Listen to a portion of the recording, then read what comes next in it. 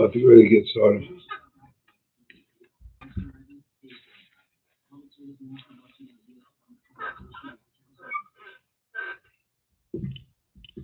And of course, I forgot my headphones again.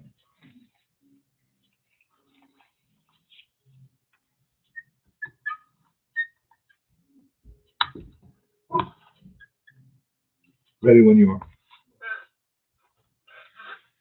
Hello, good evening, and welcome to the Real Estate Plate. As always, I'm your host, Nick Sakalis, coming to you live from the WGBB studios here in Merrick, New York.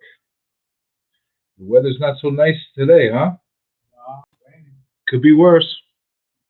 I'm not going to complain.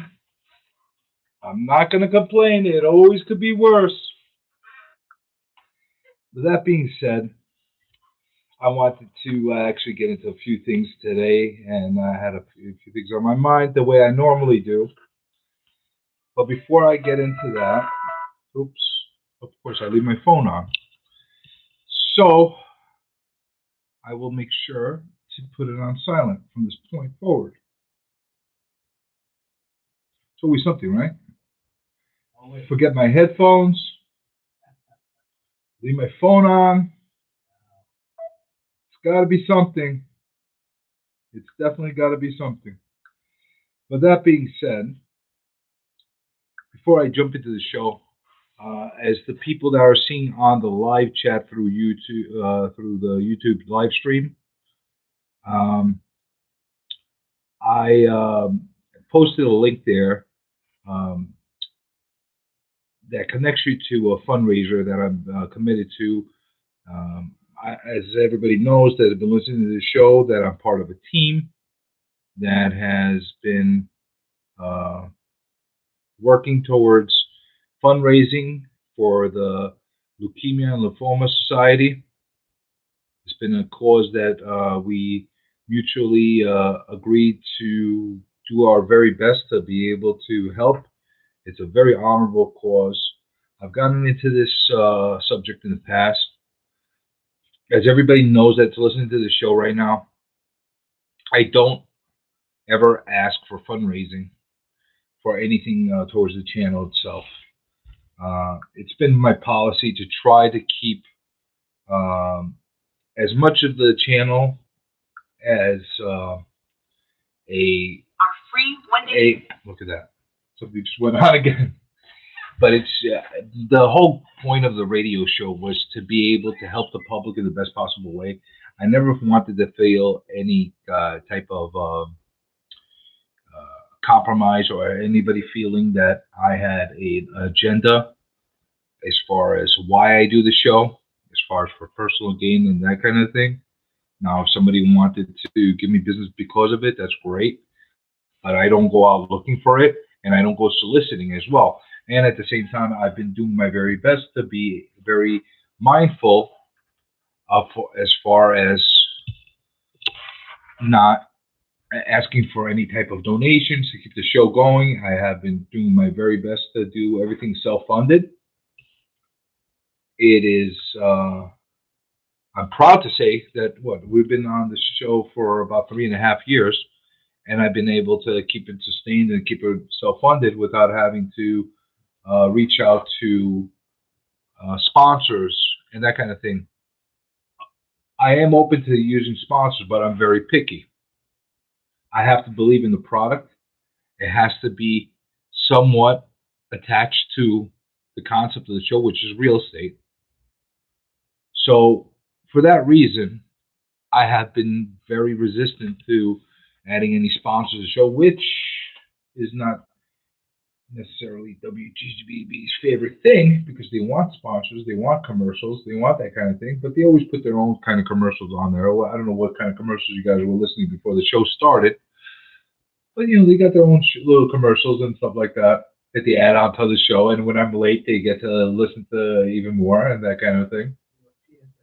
PSAs. So it's not actual commercials for. So we're not doing any Cheerios commercials or anything like that. So that's good. Again, that fits with my mode as well. It's not necessarily something that I'm into. I don't want to be promoting products that either are trying to buy their way in without me believing in them. So, in order to keep it short and not go on a rant about that and keep dwelling on that topic, I never ever ask anything from the consumers, never ask anything from the public as far as supporting the show. Like I said, we try to support this show and sustain it on our own and through the viewership and through personal funding on my own. It's been sustained. I'm happy about that. But every so often I come across a cause like the Leukemia and Lymphoma Society, which resonates with me. There's a certain thing that pulls at my heartstrings, especially when I see kids that are suffering from the cancer. And we're looking for various solutions and therapies and experimental type of situations to be able to help them.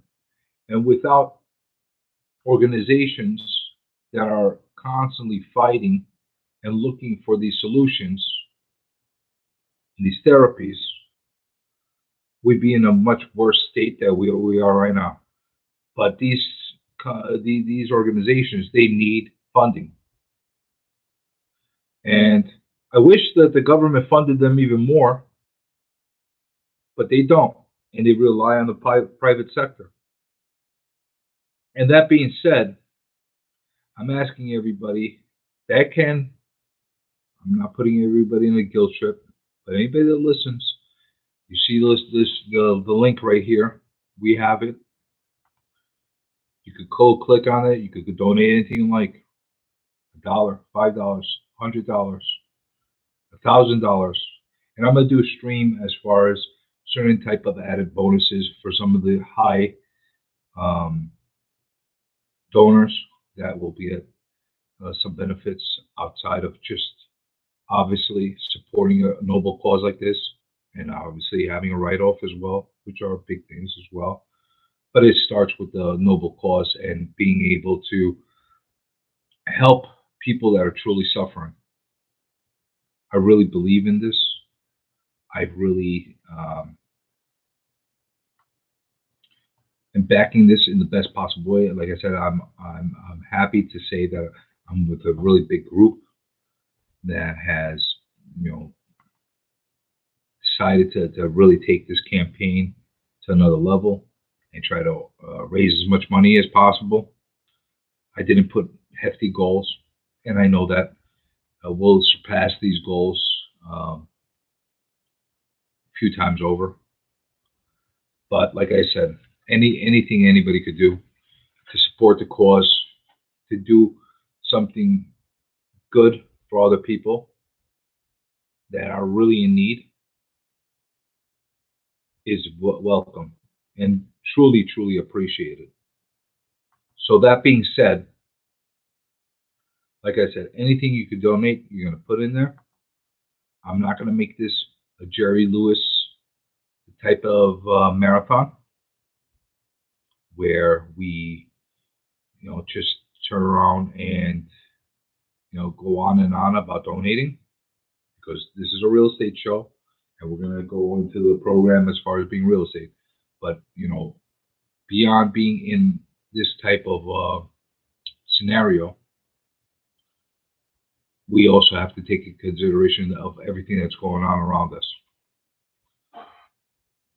So like I said, do anything you can, and I also put something else out there. Any high donors that come into the mix, I'll put something on top of it to give you another added incentive. Anybody that donates, what's a good number? $150 at this point or more. I will sit down and analyze their investment properties for them. I will give them a breakdown of their income and expenses. I will break down where they could possibly increase the value of their place and possibly cut their expenses as well, increase their revenue in any possible way I can. This is what I do for a living. It's a very, very big part of my business model. I usually get paid a lot of money in order to do this for people individually when they hire me. But this I'm going to do for any member, anybody that's listening that donates to the cause. It's not going to my pocket. It's going straight to the Leukemia and Lymphoma Society. And when you click on the link, it'll take you straight to the site. I do have a page there, which is where we're collecting from, but it's from their site itself. And I'm hoping that this will help raise awareness, and it will start to build a good amount of money to get some better results than what we had in the past. So that being said, I don't want to be all negative right now and gloom and doom and that kind of stuff, but these are realistic things that are part of our lives and things that we face on a daily basis, and they need to be addressed. So before I get into the real topic of the show today, what I really want to dig deep into, I want to talk about a phone call I got today. It was an interesting phone call. And usually when I say I got an interesting phone call, it's usually one of these phone calls that either I'm livid with, or I can't believe the call I just got, or something that's really shocking or off the wall. But the phone call I got today was actually impressive to me. And it was very welcome. And I was very happy to actually speak to the person that called me. Now, why am I wording it this way? The person that called me originally called me up to solicit me, wanted to sell me something. Big, big shock. All day, every day, I get called to get sold things on a daily basis. Even though we have a do not call restriction here in New York, even though you're not supposed to be calling people and trying to solicit them, I get the calls every day. Hey, Cuomo, you listening? Why am I getting these calls? Why am I special? But I get those calls. You've been getting those calls, Trevor. Soliciting you, trying to sell you something. A lot of emails too. Oh yeah, with emails, I don't think there are restrictions on. But phone calls, as far as I know, see that is incorrigible. How do you sit there and sometimes that irritates me more than the phone call. Now you're sitting in filling up my text dialogue with all your crap. I know. And it's one thing if I signed up for something and they don't bother me. It's my fault. I signed up for it. And it's another thing if they're just calling me to sell me something over and over again. You know what the funny thing is? I get real estate agents that are calling me to list my house with them, and they don't realize they don't do their own homework if I'm in the business or not. How funny is that? Go figure. But there is a ban on these calls. As far as I know, it's still in place here in New York. Yeah, I know it's illegal. And they're supposed to be penalized for it. But who's going to sit there and start calling up the state or sending the state letters about people harassing them and that kind of stuff on a daily basis when we're dealing with a freaking pandemic and this and that and Cuomo's mistresses and all the other stuff that we're dealing with? Who's going to care about somebody breaking that fine, that law, whatever the case is? But going back to that call I got today, why did I find that call impressive? Why did that solicitation not bother me at all? bothered me in the beginning because I was trying to gauge what the hell I was getting called for, just like any day, any call you get. Why it was impressive was the individual that called me up was asking me if I would be in need of somebody possibly putting together some digital marketing and advertising things for my real estate, everything I'm putting out there, and if I would be willing to give them a chance to allow them to start advertising and doing their very best, and not only to create these digital advertisements to be able to spread them throughout social media and the internet and that kind of thing, which I really am not in need of at this moment because I have that fully in hand, and we do have our protocols and platforms through our companies that we have do these things for us. But the thing that was super impressive was this this this individual, this boy. He's a boy, 14 years old, and this is what the person called me. This kid called me up about. He said, "I'm 14 years old. I have no idea about anything like this. All I'm looking to do is to earn as much money as I can based on my skills, because obviously these millennials, these kids, I don't know, this it's probably a Gen Y, I guess, whatever you want to call them. Eh, I want to earn as much money as I can because I want to buy my first investment property." This is what he told me. 14 years old. And I'm like, well, what generation are you from? Did somebody take you from in a time capsule and pull you from 1920 and bring you here with this kind of mindset? And not only did he say he wants to work, he wants to do everything he can to earn as much as he can, but he wants to learn too. So normally, I get a call like this, I blow the guy off or whatever the case is, the woman, man, whatever, whoever's calling me. Give them no mind. I don't pay any interest to them whatsoever because we get these calls all the time. They're annoying. Leave me alone. I got business to do. I'm working. I'm busy. I don't need you to be harassing me all the time. But when I called Wednesday, this kid was 14 years old. I took a liking to that. I not only that, it struck a chord with me because I got a 14-year-old of my own. I got, my daughter's going to be 12-year old on Saturday. Amazing as it sounds. And then I got a 6-year old.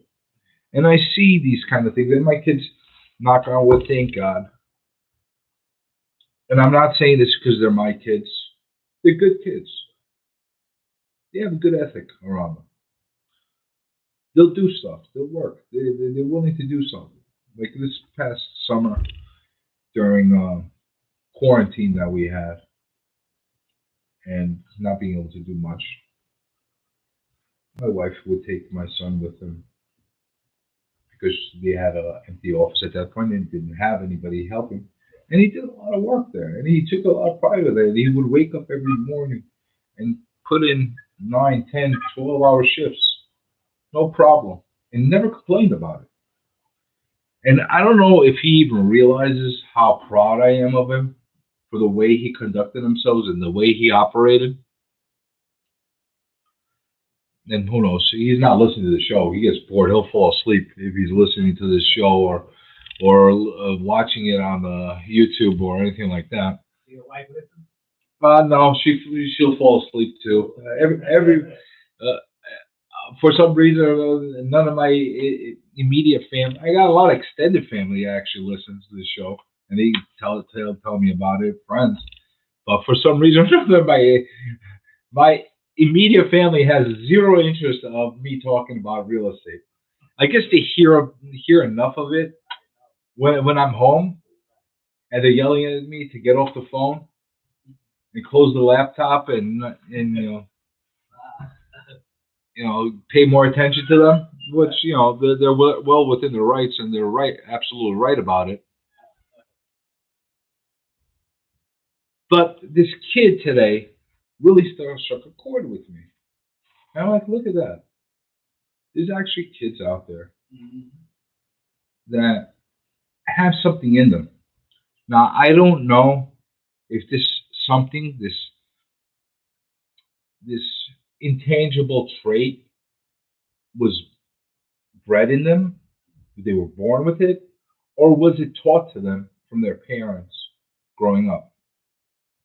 I want to say that's probably a combination of the two, you know, because I could tell, like, I think if every kid out there, no matter how into things they are, if they were left without a little push by their parents at one point or another, they just fall back with the rest of the kids and say, "Why am I going to push myself harder?" kind of a thing.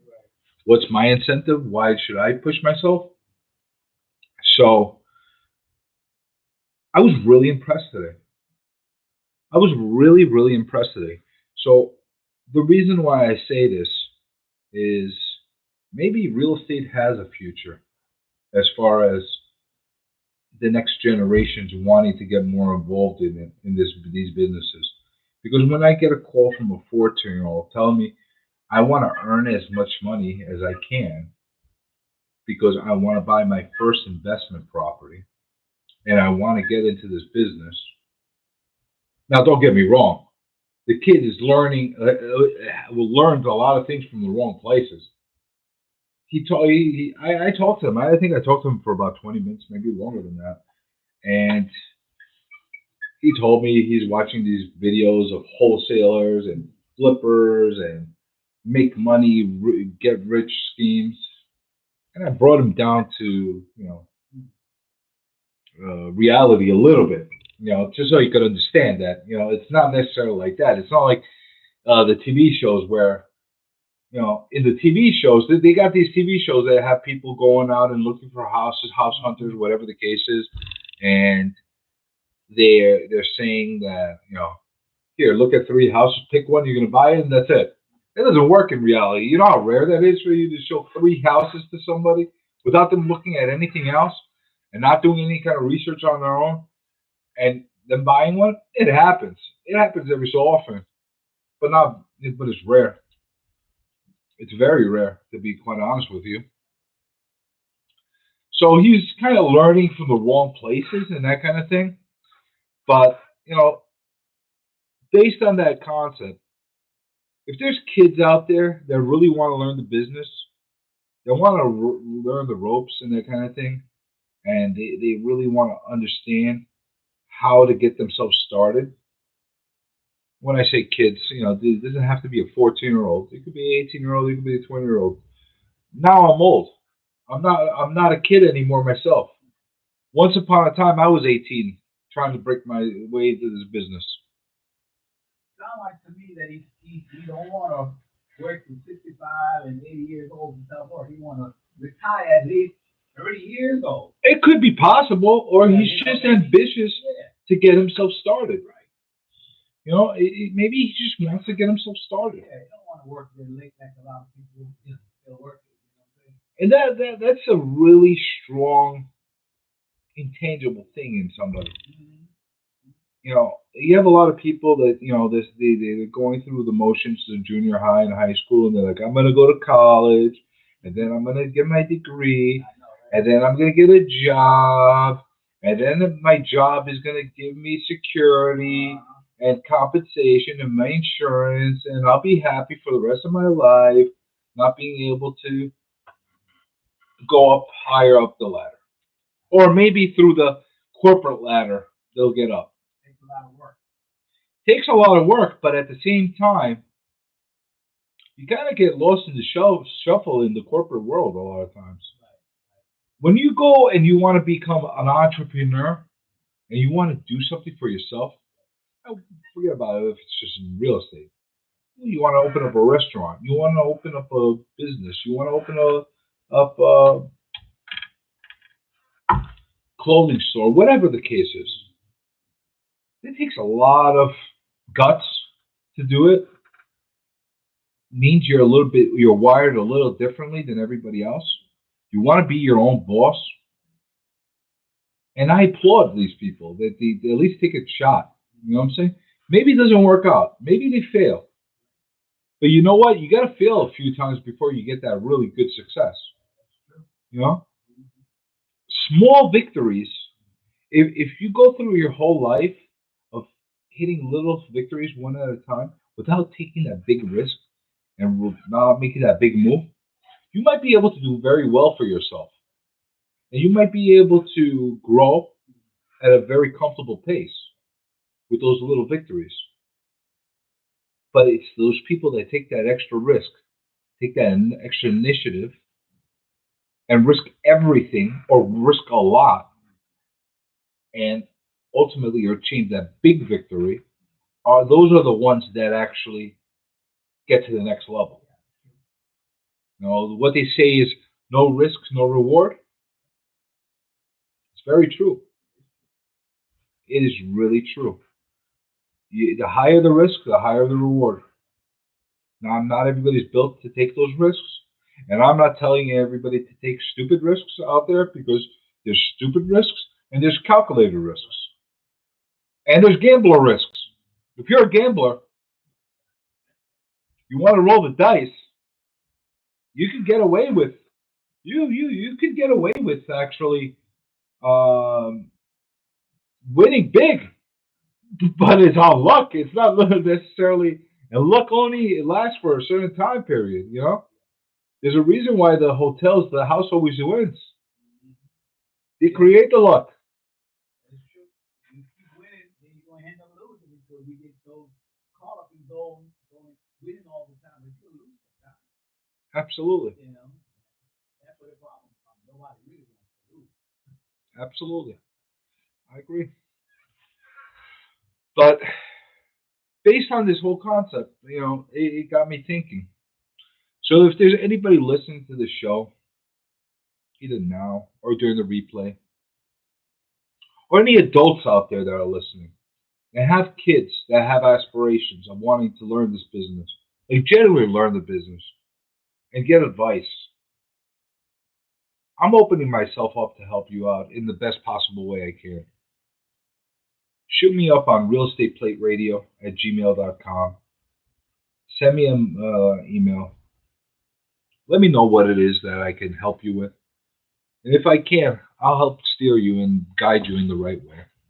Or at least help you not make the same mistakes I made when I was a kid. I might not be able to give you the ultimate answers, but at least I could tell you from my own learning.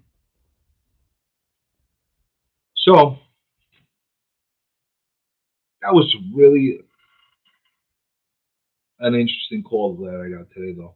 I was really, I started off really apprehensive, and I ended up in a really happy way.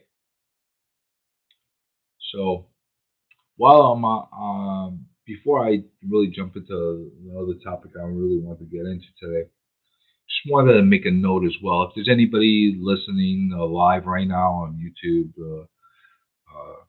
and you are looking at the live chat, and you don't necessarily want to go to the link that I have there, and you decide to put something through a super chat, and I'm not into these whole super chat things where people leave tips on these videos. But if that was not Corona, it's my smoking habits. I gotta quit.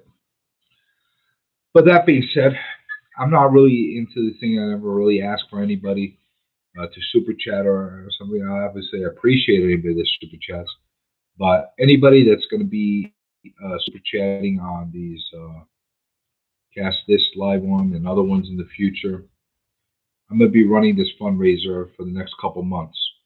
So every video that's going to be fundraising and you're going to be putting in anything through the super chat, I'm going to take whatever proceeds come in through there and take some of those proceeds or all those proceeds and just take them and donate them right into the fundraiser. Why I say some or of the proceeds is because YouTube takes their cut out of everything that comes out of these live chats. So I would prefer you go straight to the leukemia lymphoma link that I have on the chat right now. So let's get into something really more real estate related right now. We had a really nice landlord roundtable yesterday. It was the second in the series that we had, and well delayed. We should have had this sooner than later. There was a couple of weeks lapse between the two, the first one and the one that we had yesterday. And the one that we had yesterday was impromptu. And like I said, I ran into a few things that held me back within the next couple of weeks, and I wasn't as vocal and I wasn't as active as I normally am. But rest assured, my fight, I still got a lot more fight in me.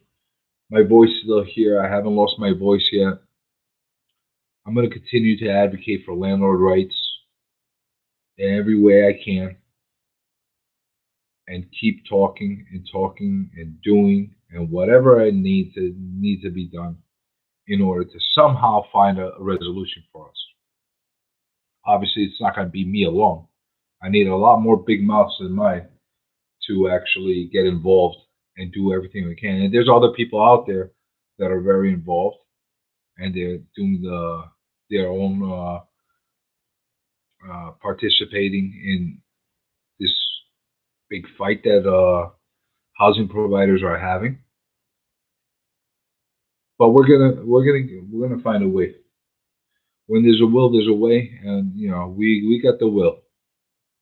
We'll figure it out how to go forward. So we had a really good landlord roundtable, and that's going to continue. We're gonna do another one. I'm actually considering doing one either on a Wednesday night or Thursday night. Maybe Thursday night, this Thursday coming forward, instead of doing it on a weekend. I know that some people have a hard time during the day on the weekend or even this afternoon on the weekend. We're going to try to figure out a way to make this work that we could get the majority of people involved. Hey, Nick, Yeah? a guy got a real estate question for you. Somebody's got a real estate question for me. Great. Yeah, All right.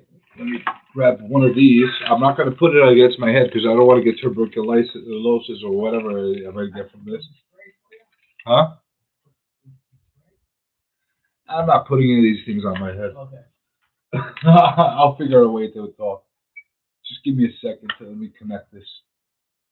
See, that's what happens when I don't. That's when I don't bring my. I'm quite sure you can hear him, guy. Yeah, let's try it. Go ahead. He's on. He's on? Yeah. Who am I speaking to? Yeah, this is Vinny Bag of Donuts. Vinny Bag of Donuts? Yeah. How can I help you, Vinny? Word on the street is that you inappropriately touched that boy that goes to the raid. Oh, so we got a troll here today. I want to find out if that's true or not. Well, I assure you, Vinny Bag of Donuts, we don't have anything like that happen. Did you actually have a real estate question for me? Word on the street is you touched them inappropriately, you know. Well, I'm not sure what word you're hearing on the street, but you definitely weren't guided the right way. I need a house in the Freeport area and backyard. And the soil is going to be very pickable, if you know what I mean. I get it, Vinny. I appreciate the call, and anytime you have a real estate question, feel free to call back again. All right, guys, all right. Appreciate it. Thank you. All right, we haven't had one of those trolls in a while. So, everybody's, looking to say something, You look at Twitter, everybody's making the remarks and that kind of thing. I found it funny that somebody called. I forgot to give the phone number today. Well, I'll let you know that you're listening. I guess so. This guy was definitely listening. But sorry, audience, we're gonna get stuff like that. I don't know if we want to call it comedy relief, or we got somebody that's just trying to be agitator. But you know what? I don't let things bother me. Not things like this.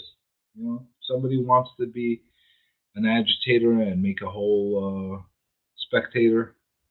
But I will say something. Talk about touching kids and stuff like that is a little demented. Come on, guys. You want to say something about me personally, whatever the case is. You want to make fun of my being fat or something like that. You don't like my voice or my ugly face. That's one thing. But when you talk about stuff like that, that's not right. It really isn't right. Keep kids and stuff like that out of the conversations, and that's bad taste humor. But that being said, where did I leave off? See, this guy made me lose my track of thought. He made me lose my thought process of what I was getting to. So, actually, this is what I was getting to.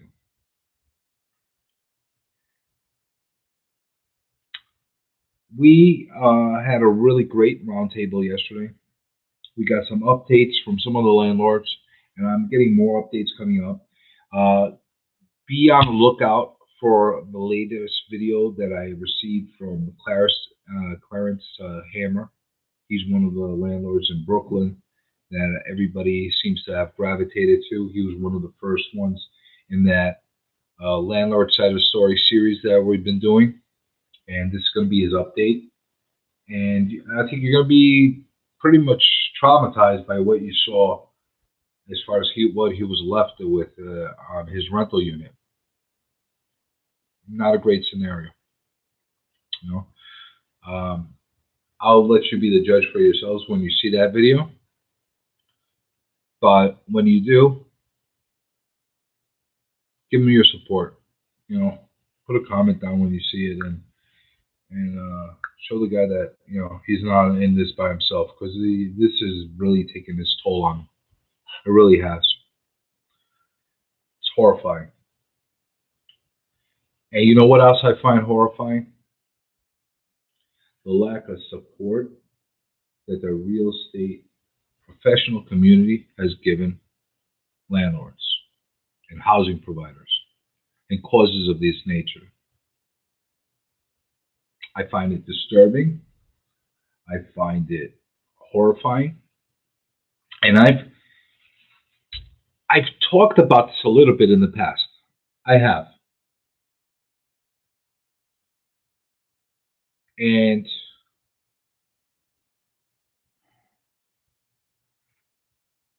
I don't understand the mentality of some people. And these are my peers that I'm talking about. Not everybody, but a good amount of them. I want to actually say the majority of them. And before I dive into what I'm really getting into right now, not talking about the problem, not addressing the problem, means that you're part of the problem. And this is what I mean by this. You're working as a real estate agent or a broker, and your livelihood depends on selling people property, on leasing out spaces, on working for landlords, homeowners, tenants, buyers. And you have a situation where an enormous pool of your clientele is suffering by not being able to collect rents and not being able to do what they need to do in order to continue to thrive. And you're being approached by these people for help. And instead of getting help, you're sitting there and giving them the help you can. You're sitting there and trying to list their properties. I'm trying to get them to sell for pennies on the dollars. Why? Because maybe you have an investor or some kind of leech or some kind of vulture in your pocket that's looking to find these kind of properties. And I'm telling you, I get these people call me all the time. I'm looking for deals. Yeah, good. You know, you and the rest of the world is looking for deals. I'm looking to, basically buy this type of building for X amount of money, which means it's pennies on a dollar. I'm getting people calling me up and telling me, I'm a wholesaler, I'm a flipper, I'm a this, I'm a that, whatever the case is, and they're trying to find deal. And you know what? It's well within their rights to take a pulse of the market and trying to get the best shake they can for themselves. I'm not holding that against them. They have the right to do that.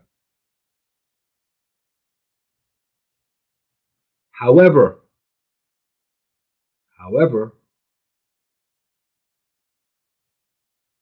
you should not be doing that as a real estate professional, as a licensed real estate agent, broker, and you're being reached out to by a client, a homeowner, a landlord, a property owner that's looking for help from you. And instead of giving them help, you're trying to put them down the path of not only liquidating their properties, of basically losing their shirts just so you could appease one of these leech investors and vultures. And now all these investors and investors, I'm going to put air quotes up right now, investors. Some of them are true investors and some of them are leeches. They're not all in the same category. But I think, like I said, I don't believe that they are the problem, because obviously we know who the problem is, because homeowners, landlords, property owners right now wouldn't be in this situation because of those investors. Those investors actually normally prop up the values of properties because they're buying left and right, and sometimes overpaying. It's, the reversal of roles, and it works in different ways sometimes. But the issue with the way it's happening right now is that you're selling your own clientele and homeowners out.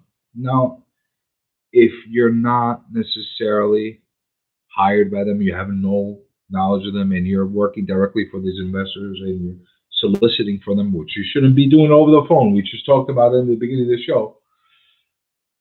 But if you're taking that approach, that's one thing. You have no relationship with them whatsoever and that kind of thing. But I'm seeing people that are hired or have been hired by these property owners and steering these people into a path of taking a complete bath and not trying to help them by giving them all the information out there as far as any relief that they could possibly get, or directing them to speak to their attorneys and their accountants and look for options. For some people out there, and I'm going to make the reversal of roles right now, for some of these brokers and agents out there who are themselves the leeches and the vultures, are the ones that are taking advantage of the situation, taking advantage of their role, of their license, of their stature, of their oaths to uphold and do the right thing. They're taking advantage of all that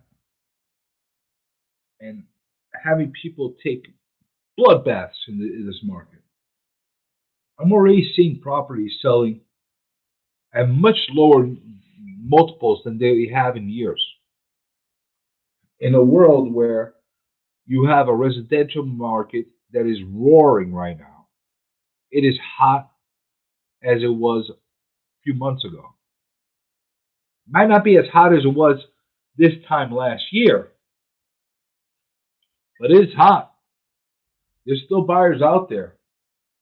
The inventory is not enough yet.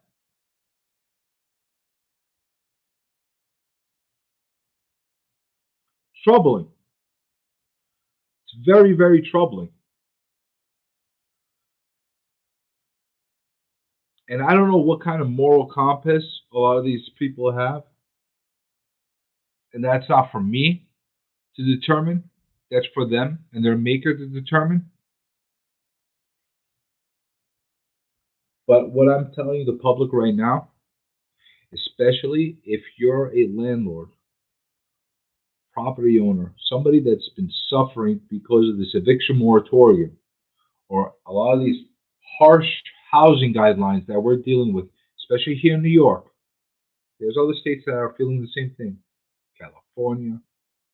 We know the states that are having the problems. Especially here in New York, they're under the gun, and you're putting them in that position, and you're not helping them in any way. Shame on you. Shame on you. And sooner or later, things find a way to come around full circle. Speaking of which, coming around full circle, I don't know if everybody remembers an article, a big expose that was written by Newsday a couple years ago called Long Island Divided. I remember actually talking to Trevor about it when it first got exposed. As far as all the discrimination that's happening, especially out here in Long Island, well, it seems that this has been an ongoing thing. And it's a good thing that it's going on, ongoing thing, because some of the people that were part of this, if it's true, like I said, I wasn't there. They got video though. They got some recordings though. So that's pretty damning as far as if they did the wrong thing or the right thing. That's not he said, she said. You could take anything I say right now and twist it any way you want if there was not a recording about it. And even if there was a recording about it, you could take clips of it and make it sound the way you want to make it. But the stuff that's out there is pretty damning. And it looks like already one agent lost her license. The first one, I believe, in 20 years that had a license revoked here in New York, which is a statement in itself. I know there's people out there that know a lot of crooked agents out there. Sorry, crooked agents. You know, I know you're my peers, and I'm not supposed to talk bad about anybody. I'm not naming any names, but you know, the crooked ones are the crooked ones, and they know they're crooked, and everybody else knows they're crooked. We got to look at liabilities. I don't want to get sued. I'm not saying any names, but we know a lot of these type of people out there. So you have these crooked agents that are out there that are basically not doing the right thing, and they're getting off scot-free from what it. If this was accurate, I thought I read it. Maybe I'm wrong, and if I'm not, you know, somebody put a comment and let me know the story. But we're talking about a scenario where over 20 years, somebody didn't lose their license here in New York. Something's not right. Somebody should have lost their license. Few people should be losing their license every year. And I said this all the time. There's way too many people that have licenses here in New York, and it's way too easy to be able to achieve a license here in New York. It should be a lot harder. It should be a lot more, tight as far as keeping the regulations going. And this New York, Long Island Divided situation, which, like I said, You don't have to take my word for it. Go online, go look it up. You just write New York Newsday, Long Island Divided, and you'll find a million things. There's a couple of videos here on YouTube about it. There's a lot of stuff out there. You can make the determination for yourself. There's a lot of people that are on that list that's pretty blatant. They did the wrong thing, and they're being gone after, and that's fine. You know, that's their battle. It's not my battle to fight with them, but it's something that people need to be aware of. And I'm just going to say something. I never understood this. This whole racial approach, this whole, I know I'm saying things that people tell you never talk about, never attack, never speak about, that kind of thing. I never understood the mentality of a lot of people of why you don't want to sell somebody a house because they're black, they're white, they're green, they're purple, they're yellow, whatever the hell they are. I never understood that.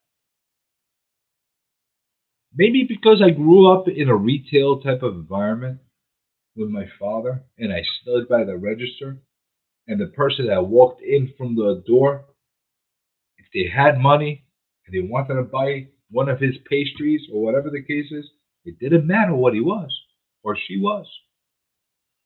They had the money, that's where we discriminate. If you don't have the money, I don't want to sell to you.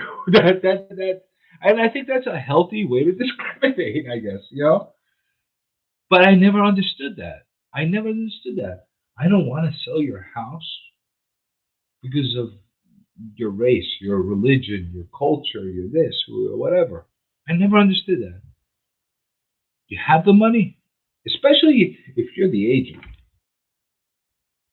And I'll say something like this. I'm not going to throw it only on the agents many times because a lot of agents get thrown into a awkward and very disruptive type of predicament because oftentimes the mandates and the orders come from the sellers, sometimes even from the buyers in the neighborhoods, where they're being told, I don't want to sell to this person, I don't want to sell to that person, I don't want to do this.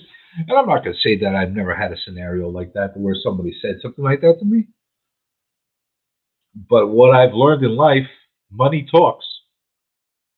I'll tell you that much. Money talks. People talk a big game. I don't want to sell to this person. I don't like this person. I don't like their religion. Yeah, they're from a different village of me. Whatever the case is, believe me, there's all kinds of weird kind of discrimination that goes on. Go to Greece. We got a million different villages, different islands, or whatever the case is. I don't like this guy from this island. I don't like this guy from that island. Don't. It could get weird. It could get bizarre, to say the least. But what I've learned is when you get more cash from somebody else and they show the ability to pay, it kind of ends the whole dispute, regardless of your personal hangups. So, what I'm going to give a piece of advice to everybody that's listening, especially to the agents and the brokers out there. Take a lesson from the people that are being convicted and chased down now. Like I said, one person already lost her license, and there's another 18 people that are on the watch list. As far as Newsday is concerned, as far as what they've reported, if it's accurate or not, maybe it is, maybe it isn't. I don't know. I'm not the journalist. I don't write these reports. I just read them. So take a lesson from the people that are convicted. Maybe not all of them are guilty. A good amount of them are. I could pretty much assure you. But I'm not sure. I can't say that. Allegedly. So I'm sure a lot of them did something wrong. Take a lesson and look at why they're being chased down now, why their livelihood is at risk, and why they're at the point of losing their license. need to take a really good look at that and figure it out for yourselves. You really do. Because here's the thing. It happened to them. If you do something similar, sooner or later it's going to catch up with you. It will catch up with you. And I'm going to tell you something. I've been hearing a lot of stories lately. A lot of stories lately from people that told me that they've been, somewhat discriminated against in one form or another. And in a lot of cases, I just don't understand why. Maybe because I got a brick for a head and I can't really understand a lot of these concepts. Maybe I'm just above a lot of this stuff because I don't want to be bothered by a lot of things because I try to do my job. If you're a nice person, if you're friendly with me, you're my friend. I'm good with you. I don't care what you are. Like I said before, if you're willing to pay what the seller's looking to buy to ask for, you're my best friend because I just made the seller happy. You got happy because you bought whatever you want. It's a perfect world. Why can't we all think that way?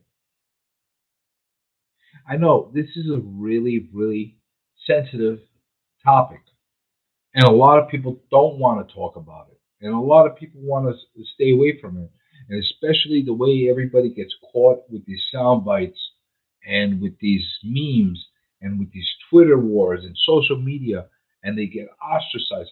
Hell, they could turn around right now. They could turn around right now, take what I'm saying, twist it in a different way, and crucify me. People could do that. They could. But as long as you know you're doing the right thing, as long as you keep your nose clean, as long as you do what you want done to yourself, to other people, you'll never have that issue. So take this, if anything I just said resonates with you and you want to keep that to heart and use it as an influence and as an instrument to be able to achieve things and further yourself going forward, treat the other side the way you want to be treated. I know it's been said in different ways, time and time again, but only good things will come from that.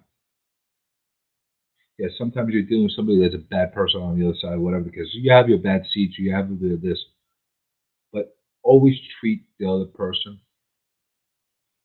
across from you the way you want to be treated, and you won't go wrong. I promise you. So on that note, we're at the end of the show. I'm going to sign off. Before I sign off again, I'm just going to ask again anybody that would want to donate to the Leukemia and Lymphoma Society. Doesn't have to be only during the showtime hours. You can do it anytime. I'm going to put the link again in the commentary. And we're going to be doing this for the next couple of months. But until then, I'm going to sign off today. Have a great night. Have a great week. We'll see you again next Monday the same way we always do, from 6 to 7 on the Real Estate Plate. And hopefully you make a lot of money in real estate. We'll see you again soon.